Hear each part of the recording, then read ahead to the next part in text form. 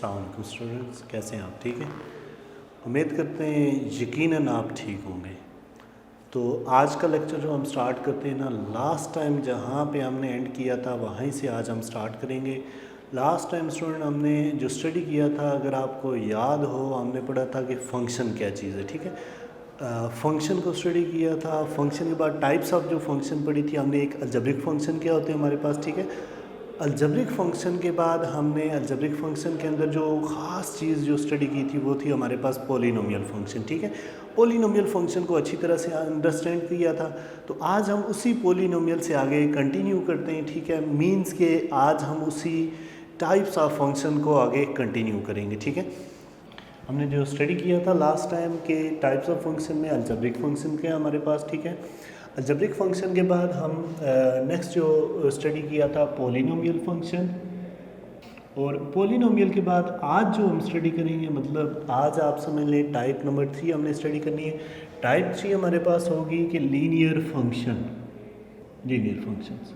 तो स्टूडेंट आज हमने देखना है लीनियर फंक्शन का मतलब क्या होता है। लीनियर फंक्शन ही होता है the polynomial function, the polynomial function having degree 1, कि ऐसे पॉलिनोमियल फंक्शन कि जिनकी डिग्री 1 हो जाए हमारे पास। ठीक है, उनको हम बोलेंगे ये हमारे पास लीनियर फंक्शन है। अब डिग्री का मतलब क्या होता है स्टूडेंट, डिग्री याद रखिएगा। डिग्री का मतलब ये होता है कि आपके पास कोई भी फंक्शन गिवन है ना, उसकी हाईएस्ट जो पावर है वो आपके पास 1 होनी चाहिए, उसको हम डिग्री कहते हैं। डिग्री मीन्स क्या है, highest power of the polynomial function या highest power of the variable in a polynomial. कोई भी पॉलिनोमियल है उसके अंदर जो वेरिएबल की सबसे जो बड़ी पावर है उसको हम डिग्री कहते हैं। अब अगर फॉर एग्जांपल ऐसा पॉलिनोमियल हमें मिल जाता है कि उसकी डिग्री 1 हो तो उसको हम लीनियर फंक्शन बोलेंगे। ठीक है, ऐसा फंक्शन के अगर हमारे पास उसकी डिग्री 1 हो जाए तो उसको हम लीनियर फंक्शन बोलेंगे। एग्जांपल के तौर पे हम आपके सामने एक दो एग्जांपल रखते हैं। F of x is equal to a x plus b. Student ये भी हमारे पास पॉलिनोमियल फंक्शन है, और पॉलिनोमियल के अंदर ये कौन सा फंक्शन है, लीनियर फंक्शन है। ए और बी यहाँ पे दोनों कोई कांस्टेंट नंबर है, और जो एक्स है वो आपके पास वेरिएबल है। ठीक है, इसी तरह से नेक्स्ट आपके सामने यहाँ पे हम लिखते हैं f of x is equal to 2x plus 1। ये भी आपके पास देखें लीनियर फंक्शन है। यहाँ पे आप देख सकते हैं वेरिएबल की ज़्यादा से ज़्यादा पावर 1 है, फर्स्ट पावर है। ठीक है, तो डिग्री 1 है, इसको हम कहेंगे ये लीनियर फंक्शन है। इसी तरह से नेक्स्ट एक और एग्जांपल हम आपके सामने लिख देते हैं। ये फंक्शन लिखते हैं f of x which is equal to 4x। चलें -10 कर देते हैं, तो ये भी हमारे पास क्या है, लीनियर फंक्शन है। अब स्टूडेंट आगे जाके फर्दर हम जो नेक्स्ट चैप्टर सीखेंगे इंशाल्लाह, ठीक है, उनमें वहाँ पे हम देखेंगे कि ये जो लीनियर फंक्शन है ये किसको बेसिकली किस चीज़ को जाहिर करते हैं। लीनियर फंक्शन जो होते हैं एक स्ट्रेट लाइन को रिप्रेजेंट कर रहे होते हैं। ठीक है, तो हम स्ट्रेट लाइंस को देखेंगे, बाउगा स्ट्रेट लाइन ओरिजिन से पास करती है, कहाँ से, ये इंशाल्लाह आने वाली वीडियोज़ में, आने वाले लेक्चर्स में हम इसको स्टडी करेंगे। ठीक है, अब स्टूडेंट यहाँ पे आप देख सकते हैं कि जितने भी फंक्शन हमने लिखे हैं कि जो वेरिएबल x है उसकी ज़्यादा से ज़्यादा पावर आपको 1 नज़र आ रही है, हर जगह पे x की पावर 1 है, तो इसको हम कहते हैं ये लीनियर फंक्शन है। ठीक, लीनियर के बाद इसी तरह से स्टूडेंट अगर डिग्री 1 ना हो, 1 के अलावा कुछ भी हो, तो वो फिर लीनियर नहीं होता। ठीक है, फिर हम उसको क्वाड्रेटिक कहते हैं, क्यूबिक कहते हैं, बाई क्वाड्रेटिक, और फर्दर आगे चले जाते हैं। ठीक, अब स्टूडेंट हम नेक्स्ट आपको समझाते हैं कि हमारे पास आइडेंटिटी फंक्शन क्या होता है। ठीक है, आइडेंटिटी फंक्शन, आइडेंटिटी फंक्शन का मतलब ये होता है कि the function having same domain, domain means input, ठीक है, एंड आउटपुट, आउटपुट मतलब आप ये समझ लें रेंज। ठीक है, तो हम क्या कहते हैं, आइडेंटिटी फंक्शन का हमारे पास मतलब क्या है, the function having same domain and same range is called identity function. ऐसा कोई भी अगर हमें फंक्शन मिल जाता है जिसकी डोमेन और रेंज सेम हो तो उसको हम आइडेंटिटी फंक्शन कहते हैं। स्टूडेंट आइडेंटिटी फंक्शन, अब एग्जांपल के तौर पे हम कोई आइडेंटिटी फंक्शन आमतौर पे हम आई से रिप्रेजेंट करते हैं। ये कोई इस तरह से होता है कि from set x to set x पे मैप करें, मतलब उसी सेट से उसी पे मैप करें। उसी सेट से उसी पे मैप करने का मतलब क्या होगा कि इसकी जो इनपुट होगी वही आपके पास आउटपुट आए, जैसी इनपुट रखें वैसे ही आउटपुट आए, ज़रा भी फ़र्क ना हो, तो इसको हम आइडेंटिटी फंक्शन कहते हैं। ठीक है, आइडेंटिटी फंक्शन को आम तौर पे हम लिखने के लिए देखें आई ऑफ एक्स लिख देते हैं which is equal to x. ठीक है, ये आपके पास आइडेंटिटी फंक्शन होता है। एक चीज़ यहाँ से अगर आप इसको लीनियर फंक्शन से कंपेयर करें स्टूडेंट, तो देखिए लीनियर फंक्शन भी ऐसे कि डिग्री फर्स्ट है और आइडेंटिटी फंक्शन भी डिग्री फर्स्ट है, इसमें सिर्फ x लिखा होता है। और इसमें याद रखिएगा कि यहाँ पे कोई कांस्टेंट वगैरह मल्टीप्लाई भी नहीं होता और इसकी जो होल पावर है, मतलब x की जो पावर है वो ज़्यादा ज़्यादा 1 होनी चाहिए, तो इसको हम कहते हैं ये आइडेंटिटी फंक्शन है। ठीक है, अच्छा ये लाजमी नहीं कि हर कोई हर टाइम इसको i से ही रिप्रेजेंट करे, i ऑफ x ही लिखे, इसको f ऑफ x भी लिखा जा सकता है, तो कोई इशू नहीं है, ये जस्ट एक नोटेशन है। ठीक है, ताकि बच्चों को फ़र्क पता चल जाए कि भाई i लिखा है तो मतलब आइडेंटिटी फंक्शन है। लेकिन आपने जो चीज़ याद रखनी, कोई भी function is equal to just x लिखा हो तो उसको हम कहेंगे ये आइडेंटिटी फंक्शन है। एग्जाम्पल के तौर पर थोड़ा मजीद आपको आइडेंटिटी फंक्शन समझाते हैं, अंडरस्टैंड करते हैं। ये देखिए हमने i of x is equal to x लिखा है। अब फॉर एग्जांपल के तौर पे स्टूडेंट यहाँ पे हम पुट कर देते हैं x को 0, तो आप देखेंगे कि i of 0 is equal to 0, put कर लेते हैं x को 1, आप देखेंगे i of 1 equal to 1, put कर लेते हैं x को 2, तो आप देखेंगे यहाँ पे i ऑफ 2 इक्वल टू 2। देखिए और मज़ीद थोड़ा और 3 पुट कर लेते हैं, x is equal to 3, i of 3 equal to 3।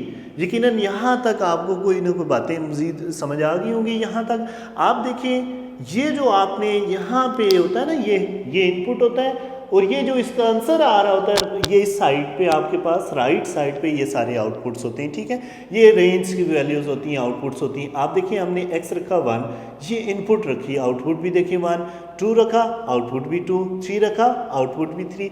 थोड़ा सा और मज़ीद मैं आपको समझा देता हूँ। फॉर एग्जांपल एक सेट आपके सामने इस तरह का बनाते हैं, ये देखो 0 1 2 3, और एक सेट उसके मुकाबला में ये हम बना लेते हैं। यहाँ पे भी देखें 0 1 2 एंड 3। ठीक है, अब यहाँ पे स्टूडेंट बहुत इस चीज़ को देख सकते हैं कि 0 पे आंसर क्या आ रहा है, 0 आ रहा है। कहाँ से मालूम हो रहा है, ये इसको देखिएगा, जब x की जगह 0 पुट कर रहे हैं आंसर भी 0 आएगा, 0 पे आंसर 0 आ रहा है। फिर नेक्स्ट देखिए 1 पे आंसर 1 आ रहा है, ये आप इस सेकंड वाले को देख लें, 1 पे आंसर 1 आ रहा है। नेक्स्ट देखिए 2 पे आंसर 2 आ रहा है, जब आप x को 2 पुट कर रहे हैं y भी 2 आ रहा है, मतलब आउटपुट भी 2 आ रही है। ठीक है, नेक्स्ट देखिए 3 पे आंसर आपके पास 3 आ रहा है, ये आप देख सकते हैं। ठीक है, अब ये जो फंक्शन है स्टूडेंट याद रखिएगा कि ये जो फंक्शन यहाँ से यहाँ पे बना है f, या जिसको हम अभी आपको बताया i से लिखेंगे तो इसको हम बोलते हैं ये आइडेंटिटी फंक्शन है। यहाँ पे आप देख सकते हैं कि जो इनपुट वाला सेट है, ये वाला सेट सेम वही रिजल्ट यहाँ पे इस सेट में भी आ रहा है। ठीक है, तो इस तरह के फंक्शन को हम क्या कहते हैं, आइडेंटिटी फंक्शन। अगर हम इस सेट को x कहते हैं, इस सेट को क्या कहते हैं, y कहते हैं। ठीक है, अंडरस्टैंड कर रहे हैं। अब मज़ीद आपको यहाँ से भी अगर हम रिलेशन की फॉर्म में इसको मज़ीद लिख सकते हैं, रिलेट करते हैं कि आप ये समझो ये i ऑफ x है या i फंक्शन है। ठीक है, जिसको आप i से रिप्रेजेंट करेंगे, तो आप यहाँ पे देख सकते हैं 0 पे 0 है, नेक्स्ट देखिए 1 पे 1 है, 2 पे आपके पास आंसर 2 है, इसी तरह से 3 पे आंसर 3 है। नेक्स्ट अगर आप और भी लिखना चाहते हैं 4 पे 4 है। अब इस ऑर्डर पेयर में स्टूडेंट आप देख सकते हैं कि फर्स्ट और सेकंड एलिमेंट दोनों सेम है। ठीक है, ऑर्डर पेयर ये एक ऑर्डर पेयर है। ठीक है, पहला और दूसरा एलिमेंट दोनों सेम है। हर ऑर्डर पेयर में देखें दूसरे में, तीसरे में, चौथे में, तमाम में सेम है। तो इस तरह के फंक्शंस को हम, इस तरह का कोई अगर हमें ख़ास फंक्शन मिल जाए तो उसको हम कहते हैं ये आइडेंटिटी फंक्शन है। ठीक है, तो आइडेंटिटी फंक्शन आइंदा आपने याद रखिएगा कि ऐसा कोई भी फंक्शन जिसकी डोमेन और रेंज सेम हो जाए, ठीक है, उसको हम आइडेंटिटी फंक्शन बोलेंगे। नेक्स्ट जो हमने स्टडी करना है ना, कांस्टेंट फंक्शन है कि अब हमारे पास कांस्टेंट फंक्शन का मतलब क्या है। ठीक है, अभी हमने थोड़ी देर पहले आइडेंटिटी फंक्शन को देखा, तो आइडेंटिटी फंक्शन हमें ऐसा मिला कि जिसमें डोमेन और रेंज सेम हो जाती है, इनपुट और आउटपुट एक जैसी आती हैं। अभी हम देखते हैं कि कांस्टेंट फंक्शन का मतलब क्या होता है। ठीक है, तो कांस्टेंट फंक्शन की डेफिनेशन ये होगी, the function having fixed range, कि वो फंक्शन जिसकी रेंज फिक्स हो जाए उसको हम कहेंगे ये कांस्टेंट फंक्शन है। अब मतलब क्या होगा, रेंज फिक्स होने का मतलब ये है कि आउटपुट एक ही जैसी आए, आउटपुट में कोई फ़र्क ना पड़े, इनपुट जो मर्जी दो आउटपुट एक ही आए। कांस्टेंट का मतलब ये है। ठीक है, तो उसका मतलब क्या हो गया, having fix range is known as constant function. Example के तौर पे हम आपके सामने एक फंक्शन लिख लेते हैं। एग्जांपल के तौर पे देखें f of x equal to 3, तो ये अब आपके पास देखें कांस्टेंट फंक्शन है। ठीक है, अब इसी तरह से कोई और लिख लेते हैं। आम तौर पे ना याद रखिएगा नोटेशन के तौर पे कुछ लोग ये लिखते हैं कि सी से लिख लेते हैं, ठीक है। कांस्टेंट फंक्शन को C of x is equal to कोई कांस्टेंट ए लिख देता हूँ, ठीक है। अब यहाँ पे देखिए ये मोस्ट जनरल बात लिखी है ये वाली, ठीक। यहाँ पे स्टूडेंट आप देख सकते हैं इस x को ना आप जो मर्जी चेंज करें इसका आंसर हमेशा a ही आएगा। जैसे यहाँ पर है x की जगह आप ऑब्जर्व कर सकते हैं 1 0 रखें तब भी 3 आएगा, 1 रख दें तब भी आंसर 3 आएगा। मीन्स के x की जगह जो मर्जी वैल्यू आप पुट करेंगे तो आंसर 3 ही रहेगा। तो इसको हम कहते हैं ये हमारे पास क्या है, कांस्टेंट फंक्शन है। एग्जांपल थोड़ी सी और मजीद इसको आपको समझा सकता हूँ। देखिए एफ ऑफ एक्स अभी हमने 3 लिया है, आप देखिए x को पुट कर लेते हैं 0, put x is equal to 0, तो हम देख सकते हैं f of 0 is equal to 3, put x is equal to 1, f of 1 equal to 3। Next अगर हम करें पुट x इक्वल टू 2 तो f of 2 equal to 3, put x equal to 4, f of 2 equal to 4। तो यहाँ से ये चीज़ें आप ऑब्जर्व कर सकते हैं कि हम x की जगह यहाँ पे जो मर्जी वैल्यू इंसर्ट करें y का आंसर एक ही आ रहा है, मतलब आउटपुट एक ही आ रही है, ठीक है। तो आज मज़ीद आपको समझा सकता हूँ। देखें आपके पास ये देखिए 0 1 2, ठीक है, ये हमने इस तरह से 3 भी पुट किया है, ठीक है। तो ये हमने क्या किया, 2 पुट किया तभी आंसर 3 आ रहा है, 3 पुट किया तभी आंसर 3 आ रहा है। तो 0 1 2 3 इन सारों पे आप अगर आंसर देख सकते हैं तो आंसर हमेशा आपके पास 2 के अलावा आंसर आपके पास 3 के अलावा कोई भी आंसर नहीं आ रहा है, ठीक है। आप देख सकते हैं कि यहाँ पे जो 0 है वो भी किस पे मैप कर रहा है, मतलब 0 भी रिलेट कर रहा है 3 के साथ, 1 पे भी आउटपुट 3 आ रही है, 2 पे भी आउटपुट 3 आ रही है, 3 पे भी आउटपुट 3 आ रही है। तो इस तरह के फंक्शन को स्टूडेंट हम कहते हैं ये कांस्टेंट फंक्शन है, ठीक है। कांस्टेंट फंक्शन का मतलब ये हुआ कि जिसकी आउटपुट आपके पास क्या हो जाए, फिक्स हो जाए, ठीक है। तो फिर ये जो फंक्शन है यहाँ से इस सेट पे जो मैप करेगा इसको हम क्या कहेंगे, ये कांस्टेंट फंक्शन है। आमतौर पे हम सी ऑफ एक्स लिख लेते हैं, ठीक है। तो ये आपने लाजमी याद रखना है कि कांस्टेंट फंक्शन का मतलब क्या हुआ, ठीक है। कांस्टेंट फंक्शन का मतलब ये हुआ कि ऐसा फंक्शन जिसकी आउटपुट फिक्स हो जाए, ठीक है, आउटपुट कभी भी किसी भी लिहाज से चेंज ना हो, उसको हम कहेंगे ये कांस्टेंट फंक्शन है, ठीक है। अब देखिए ये जो फंक्शन है ये हमारे डेली लाइफ में भी उस तरह से भी हमें समझाते हैं। बहुत बात आपने देखा हो घर में कोई एक बच्चा ऐसा होता है कि फॉर एग्ज़ाम्पल उसको ना जो मर्ज़ी समझाते रहो उसने अपना काम करना होता है, ठीक है। जिसे हम कहते हैं कि जी बड़ा बेगैरत हो गया, ठीक है, कोई बात सुनता नहीं है या किसी की भी नहीं मानता, अपना ही काम करता है। तो अब देखिए हम ये कह सकते हैं कि अब इसकी जो नेचर है ना वो कांस्टेंट, इसके अंदर जितने भी फंक्शन वर्क कर रहे हैं वो कांस्टेंट हो चुके हैं, फिक्स हो चुके हैं कि इसका दिमाग, कान, आँखें, दिल, हर चीज़ ने फिक्स हो गया कि भाई मैंने बस यही काम करना और दूसरा किसी की कोई बात सुननी नहीं है, ठीक है। तो वो मतलब आप समझे कांस्टेंट हो गया। तो ये यहाँ पे कांस्टेंट फंक्शन का ये मतलब है। अब नेक्स्ट हम इसी तरह से ये बेसिकली अब नेक्स्ट अगली जो टाइप्स पढ़ेंगे टाइप्स ऑफ फंक्शन में ही चल रहे हैं, ठीक है। अब हम सीखते हैं कि रेशनल फंक्शन क्या होते हैं। Rational function what is meant by rational function, ठीक है। अब आपको मालूम है रेशनल आपने पहले भी सीखा हुआ है कि जब भी हम किसी चीज़ को फ्रैक्शन की फॉर्म में लिखते हैं उसको हम रेशनल कहते हैं। अब यहाँ पे रेशनल फंक्शन का मतलब क्या हुआ, the function of the form, कोई फंक्शन इस फॉर्म में हो p of x over q of x और where q of x not equal to 0 and both p of x and q of x are polynomials is known as rational function. तो student rational function का मतलब क्या होगा कि हमारे पास कोई भी फंक्शन है f ऑफ x वो इस फॉर्म में लिखा जाए, p of x divided by q of x की फॉर्म में लिखा जाए और उसमें जो q ऑफ x है ना वो ज़ीरो ना हो। मतलब q ऑफ x ज़ीरो ना होने का मतलब डिनोमिनेटर ज़ीरो नहीं होना चाहिए। q ऑफ x ज़ीरो ना हो मतलब डिनोमिनेटर ज़ीरो नहीं होना चाहिए। अब स्टूडेंट हमें मालूम है कि अगर फॉर एग्जांपल हमारे पास डिनोमिनेटर ज़ीरो हो जाता है, सम नंबर डिवाइडेड बाई ज़ीरो, तो ये इन्फिनिट आ जाता है। आगे जाके हम ये भी सीखेंगे, ठीक है। And both p and q, most important बात जो आपने याद रखनी, ठीक है। ये तो यहाँ तक तो आपको पता है, इसको फ्रैक्शन कहते हैं या जो भी है, ठीक है।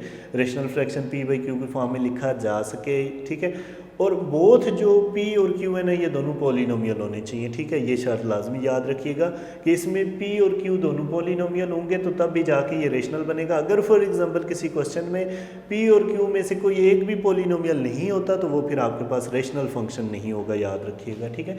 एग्जांपल के तौर पे f of x is equal to 4x divided by x minus 1। और इसमें स्टूडेंट जब भी हम लिखेंगे तो कंडीशन क्या होगी, x नॉट इक्वल टू 1, तो इसको हम कहेंगे ये रेशनल फंक्शन है। ठीक है, रेशनल फंक्शन आप देख सकते हैं कि p ऑफ x है, ये q ऑफ x है, और आगे देखिए हमने x नॉट इक्वल टू 1 रखा कि अगर हम x की जगह 1 रखेंगे तो ये तो 0 बन जाएगा, इसलिए हमने कहा डिनोमिनेटर 0 नहीं होगा, तो इस फंक्शन को हम कहेंगे ये पॉलिनोमियल फंक्शन है। ठीक, अंडरस्टैंड किया।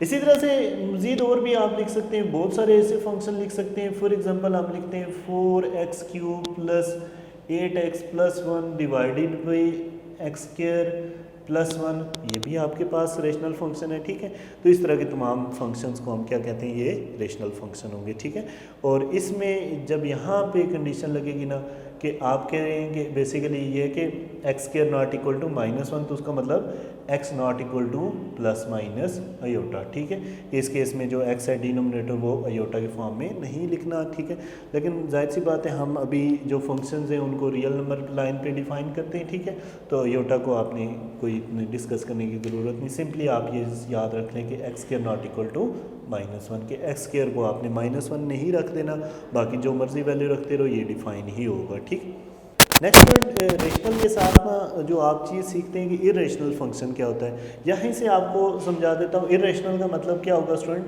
देखिए ये कंडीशन तो उसी तरह से होगी। इरेशनल में बस ये कि इनमें से ना P और Q में से कोई एक पोलिनोमियल अगर ना हुआ ना, कोई भी एक पोलिनोमियल ना हुआ, फॉर एग्जांपल ये पोलिनोमियल ना हुआ या फिर ये ना हुआ या दोनों पोलिनोमियल ना हुए, तो उसको फिर हम कहेंगे ये इरेशनल फ्रैक्शन है। ठीक है, तो ये आपने लाजमी याद रखना है, उसको हम कहेंगे ये क्या है, इरेशनल फंक्शन है। ठीक है, तो इस तरह से हमने रेशनल और इरेशनल में फंक्शन में डिफरेंस को चेक किया। अब सुनना, इसके बाद हम कुछ एक्सरसाइज के क्वेश्चन करते हैं, क्वेश्चन नंबर 5 से आगे कुछ करते हैं, फिर दोबारा से एक बार फिर हम टाइप्स मज़ीद भी आगे देखेंगे टाइप्स। ठीक है, फिर इंशाल्लाह आपको क्वेश्चन नंबर 4 करवाया जाएगा, जिसमें हम देखेंगे कि किसी फंक्शन की हमने डोमेन कैसे फाइंड करनी है, रेंज कैसे फाइंड करनी है, इस तरह के अलजेब्रिक फंक्शंस को हम देखेंगे। ठीक है, अब नेक्स्ट हम एक्सरसाइज का 1.1 का क्वेश्चन नंबर 5 करेंगे। ठीक है।